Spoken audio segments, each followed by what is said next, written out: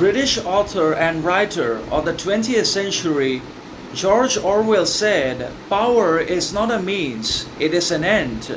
One does not establish a dictatorship in order to safeguard a revolution.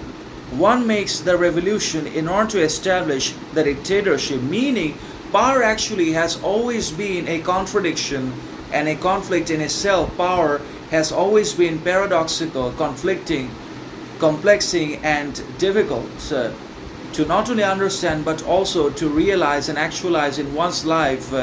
And its problems and conflicts often goes unnoticed and unrecognized, obviously because we want power always in our lives, and we're also fundamentally led by the false notion and idea that we always have power over ourselves as well as over our external environments and societal conditions in one way or another, and that we have been gifted or given power by the governments, politicians, and other organizations that we choose, love, admire, and support and respect.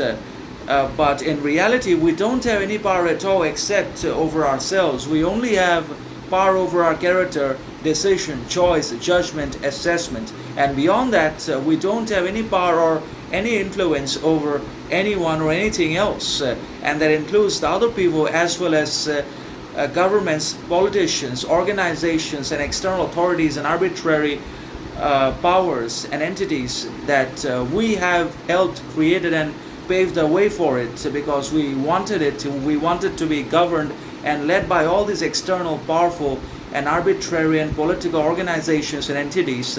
But the thing is, power has always been an end in itself. So power is a purpose that is immediately fulfilled and realized. Power is not a means using which something else can be achieved. Now that is also the truth, but power, according to Orwell, is an end, a purpose, an ambition by itself in itself that obviously certain people or all of us want to achieve in our lives as the ultimate ambition.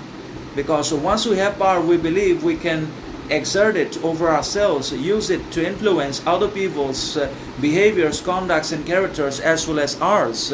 But the thing is, power is never given to us, but even if it is, then that very same power is used to control us, manipulate us, and put us into subjugation. So power is an end. It is the ultimate achievement and ambition of even the dictator, communist, and other authoritarian leaders in the world. And that's how they made their way into political position and power and sustained themselves for so long in their positions.